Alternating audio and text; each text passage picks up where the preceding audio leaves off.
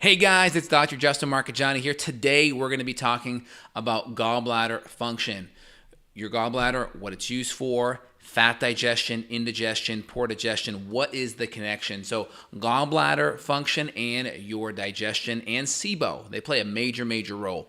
Before we dive in, make sure you smash that like button. You know the drill. I'll pause for a second. And then before we do it, put your comments down below. Let me know about your issues with fat digestion, gallbladder, and SIBO. Would love to hear it. All right, so first off, little digestion 101. I'll pull up a video, I'll pull up my blog post on screen. We'll go through things. But we have our gallbladder, right? It's going to sit kind of in the upper right quadrant underneath the liver, right? Inferior to the liver. It's going to store and concentrate bile. And your gallbladder is going to store and concentrate bile 15 to 20 times more than what would be produced by your liver. So a lot of conventional general surgeons think, oh, no big deal. You have some gallbladder pain. Let's just cut it out. Your liver is going to produce bile anyway, right? Well, yeah, but the difference is your gallbladder is going to concentrate that bile 15 to 20 times more than what comes out of your liver. And your liver just going to drip that bile all the time, where the gallbladder is going to store it. And then when you eat protein and fat-rich meals, you have this neuropeptide called cholecystectomy, CCK for short, and that's going to stimulate the gallbladder to contract. So then we have this really big release all at once of bile, and it's 15 to 20 times more concentrated. So we have this punctuated the right time, as well as a significant concentrated amount of bile there to break down and digest your fat. And that's important because you need bile to be able to emulsify fat. When you emulsify fat, you absorb your fat-soluble vitamins better. A, D, E, and K. And of course, cholesterol tends to be connected with animal fat, right? So of course, cholesterol is going to be part of that equation, and you need healthy cholesterol to make your hormones. So if people are trying to avoid fat or not breaking down fat, there's probably going to be some cholesterol digestion issues, and we need that. That's the building block for all of our hormones. Cholesterol is a very powerful antioxidant, and there's no issue with saturated fat cholesterol from healthy animal products and heart disease, right? Meta-analysis 2010, American Journal of Clinical Nutrition, found no correlation with saturated fat and animal fats and heart disease, okay? The older studies, they lumped in a lot of trans fat, and really the bigger correlations going to be with trans fats and lots of processed and refined carbohydrates. That's where it's going to be at. So out of the gates, gallbladder, very important. Now, part of what helps the gallbladder work, hydrochloric acid helps the gallbladder work. That nice low acidity, low pH, that's in the acid range, that helps cause the gallbladder to contract and release cholecystectomy. Or that causes your body to release cholecystectomy, and the cholecystectomy causes the gallbladder to contract. So it's acidity, cholecystectomy release, gallbladder contraction, and then we have all this fat emulsification coming out from the gallbladder, which is what bile does. It emulsifies fat. What does that mean? Greasy pan, some Dawn dish soap, right? And you rub it, you can feel it kind of break off, where if you didn't have soap, you'd feel that greasy film, right? So the emulsification allows that fat to come off and really be able to break down better. Same thing. So it's like Dawn inside your intestines, breaking down that fat so we can better absorb it and use it nutritionally. Remember, every single cell in our body has a lipid bilayer. We're using it for energy. We're using it for our skin. We're using it to bring moisture to our skin. We're using it as energy. We're using it for hair, skin, and nails. Protein as well, right? Protein as well. Fat-soluble vitamins A, D, E, and K absorb better in the presence of other fats, so that's really important. So HCl we talked about. Utilizing extra bile salts may be necessary. For people that have a gallbladder, usually enzymes and acids, and again, enzymes being proteolytic, lipolytic, and carbohydrate-based, tend to be very helpful at breaking down fat. And the acidity also helps the gallbladder work better. So if you have good HCl levels, good enzyme levels, most of the time, extra bile salts are not necessary. Now, in my line, we use HCl Supreme and Enzyme Synergy, and then we have this one product called Liver Supreme, which has extra ox bile, which is the typical bile support. And then other products that typically, other supplements or the ingredients within that help, things like beetroot do help thin out bile. So if you have biliary insufficiency, why? Are there stones hanging out in the gallbladder? That could create, let's say, a blockage. So that could be one thing. And so you can do things like beetroot, phosphatidylcholine, things like that to help kind of smooth out the stones, break them down. Dandelion root, right? Fringe tree extract. These are things that really help thin out the bile, make it less viscous, make it more like water and less like molasses. and then also breaking down and smoothing out those stones. If that gallbladder contracts and there's a sharp stone in there, it's like giving a porcupine a big old hug. It's like, oof, not good. So if we can smooth it out and that gallbladder can contract, then it won't be as inflammatory on the gallbladder. And so sometimes we have to add an ox bile. Enzymes and acids are usually a pretty good one out of the gates. Let me show you an article here I wrote a couple years ago, and we'll go over a couple of the key things in that article. Let me dive this in here. Let me shrink myself. Here we go. Okay, awesome. Okay, so is your gallbladder preventing you from digesting fat? So again, the digestive process, we talked about chewing our food, right? Mastication.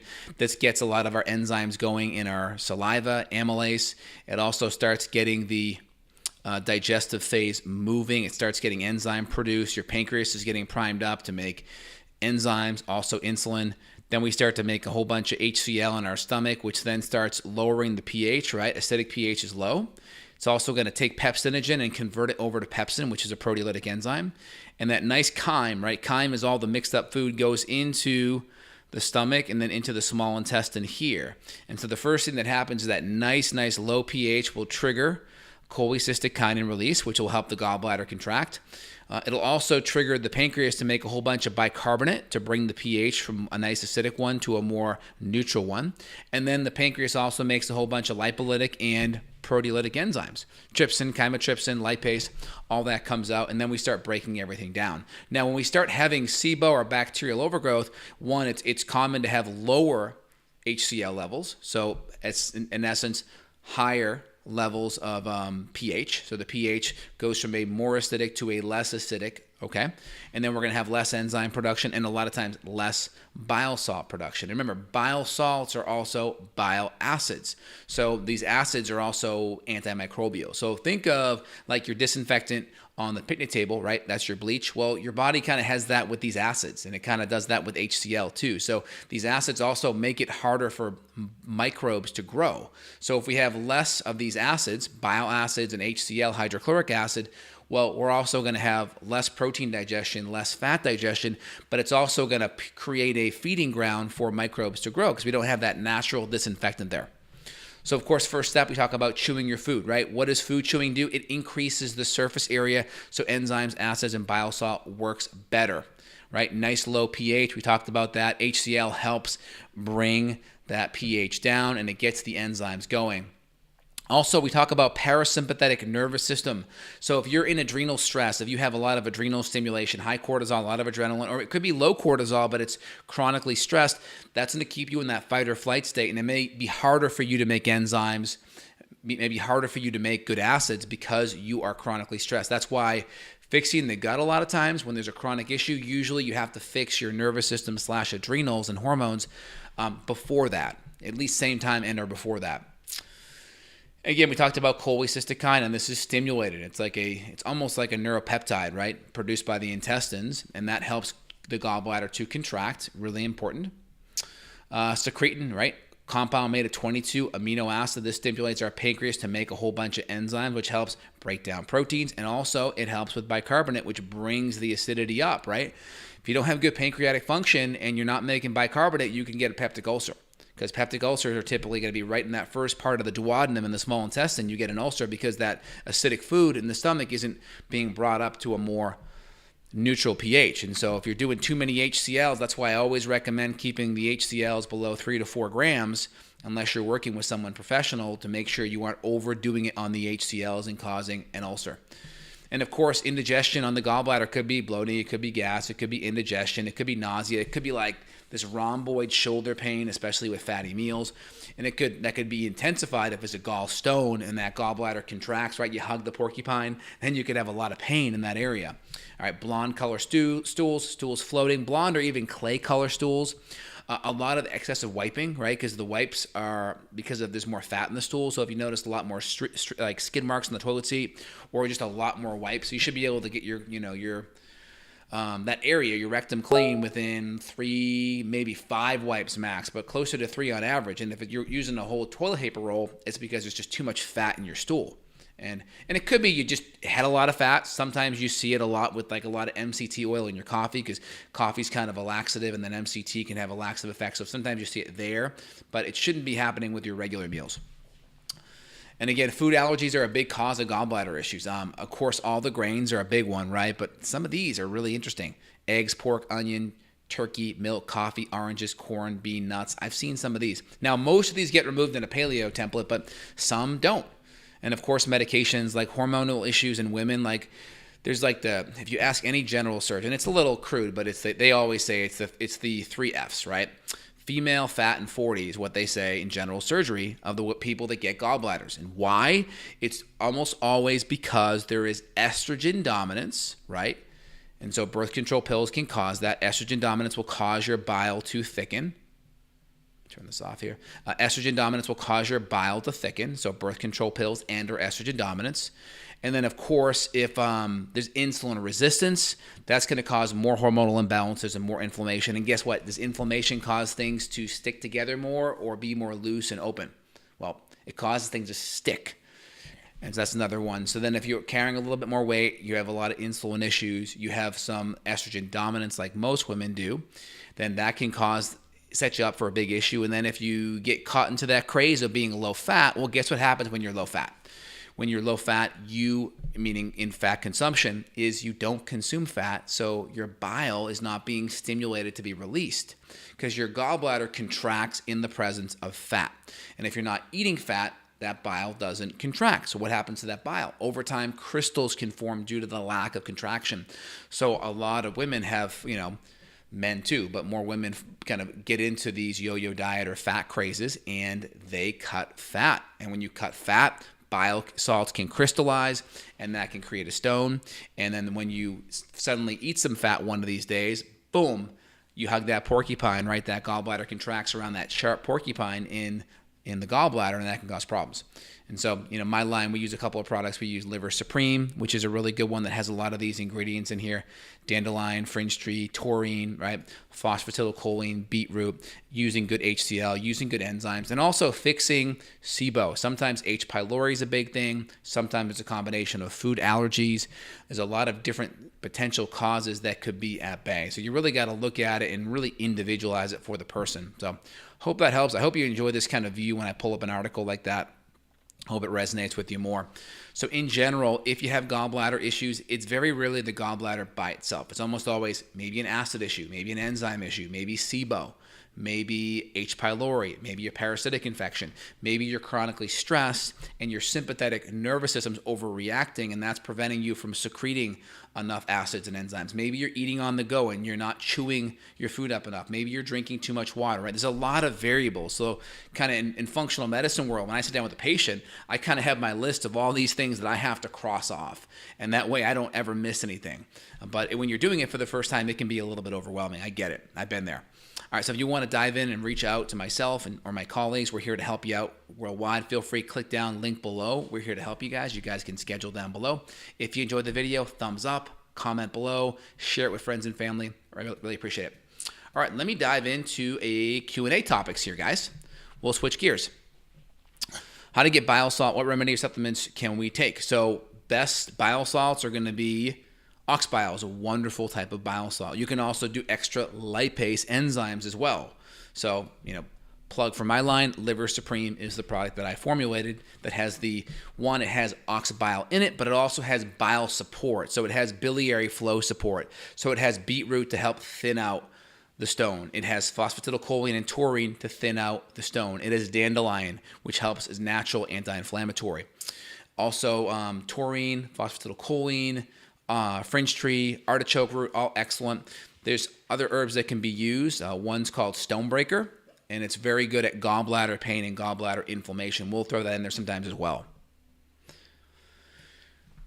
All right, let me keep on rolling. And then so HCl, Supreme Enzyme, Synergy, and Liver Supreme are the big kind of go-tos. And then we may throw in extra anti-inflammatory herbs if someone's hot, if someone's coming in hot, their gallbladder's, it's really painful. They got that shoulder pain, you get that referral, then we really got to provide extra support. Daikon radish is good for digestion. I think it does have a good bitter effect, perhaps, and especially if it's fermented. Boyfriend has chronic cough and gets better with liquid food. Cough comes back with AIP paleo food. Gave him some bile salts, caused diarrhea, but cough was way less. How do we balance it out?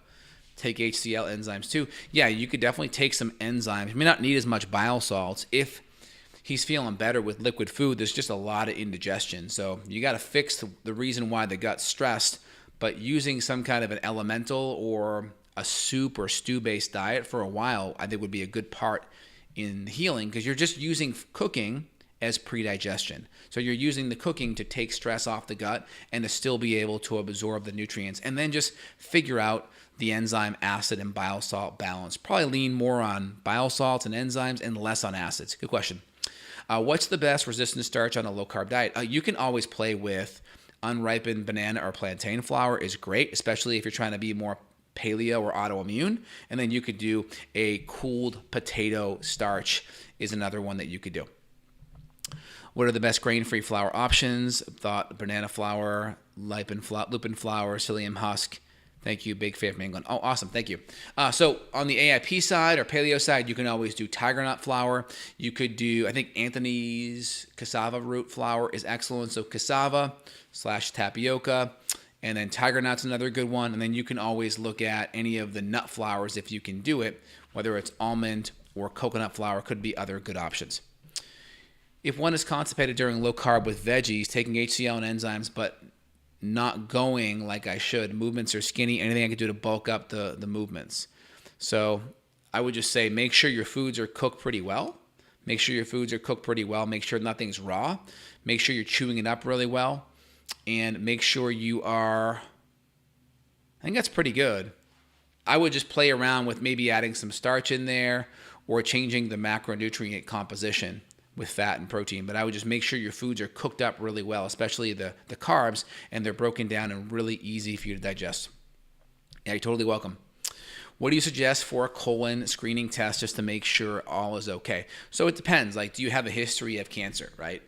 If you have a history of cancer, then they're probably going to want you to go in to get a colonoscopy every couple of years, right? Every 2 years, I think it is. If not, there's a Cologuard test out there that looks for different things from an inflammatory perspective. I personally like the GI map test because it can look at blood in the stool, it can look at calprotectin and inflammation levels, it can look at immune function, it can look at maldigested fat via steatocrit, it can look at enzyme production via elastase, and of course all the big gut bugs. So if there's no big symptoms going on and there's no massive family history or massive history with myself, then I'm going to try doing some of those more non-invasive tests. And of course, do all the right things, right? Make sure your food's great. Make sure you're digesting everything. Make sure it's nutrient dense, anti-inflammatory, and low toxin. Hey doc, why do I get lightheaded while doing deadlifts? Probably have some adrenal issues. You probably are tilting over like this to go into that deadlift, and just that change in body position, you're not able to bring your blood pressure up high enough so you don't perfuse oxygen high enough. So you probably need to really be hydrating more before your workouts. You probably need to get your cortisol up a little bit higher during your workouts, and you probably need to be supporting your aldosterone. And so extra minerals would be helpful. And you're probably going to find that when you look at your adrenals, you probably have lower cortisol levels, and that's probably affecting your aldosterone. So work on minerals, and then that should help a lot. Make sure you're hydrated during and before your workout. How does sodium and bicarb affect the gallbladder? Well, if you don't have enough bicarb production, you're going to get a peptic ulcer. So it's going to create inflammation. If you can't bring your low pH food from your stomach up to a more alkaline pH, it's going to affect your digestion. So it's just part of healthy digestive physiology. I don't know if it would affect it directly, but really it's going to just help with your overall gut function so you don't create an ulcer. Are steamed beets okay? I eat with every meal. I don't see a problem with it. Beets are great as long as, they are a little carby, but they're also really good. A lot of, I think it's nitric oxide support within the beets, a lot of nitric oxide, right? Nitrous oxide's laughing gas, it's NO, and the NO2 is nitric oxide. Okay, good. All right, excellent. How do you tackle difficult candida infections that don't respond to standard herbs? It depends, but I got to make sure diet's good, got to make sure digestion's good, and then there's a bunch of different herbs that I use that tend to be responsive, and then also certain probiotics like Saccharomyces can also be very helpful as well. Mom is 60, trying to balance her electrolytes, but feels very lightheaded, floating all day, not dizzy. Where would you start? Well, the first thing I would just start is just getting her to drink a really good mineral water. And then you can always add, in good filtered water during the day, that you add some good like Celtic sea salt or Redmond's real salt. And then you can play around with the ones that are usually missing the most, which are potassium and magnesium. But start there. Is beetroot the same as beet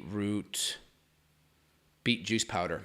I think it's going to be the same. I think you're going to have a similar active ingredients in there. That's the benefit, is you do the powder and you don't get all the extra carbs, but that's kind of the goal. Beetroot can also be helpful at binding up mycotoxins. I've seen people get great results on binding up mycotoxins, and also for the nitric oxide benefits. I've been doing a meat-based diet, but have issues introducing fruit. My gout flares up. Should I avoid fruit? I mean, it depends what kind of fruit, but if you're having gout issues, you want to keep your fructose below 15 grams a day. So if you did it, keep it to like berries and low sugar fruits on that. Falco writes in, I booked an appointment with you and can't wait to get started. Awesome. Very cool. Look forward to chatting with you really soon. Excellent. What do you recommend to take for adrenals? Ooh, that's too broad of a question. So go to justinhealth.com, type in adrenals in the search bar, and you will find an article or a podcast on the topic, and that will be a much better use of your time. That way you have a full kind of compendium versus my 10-second summary here.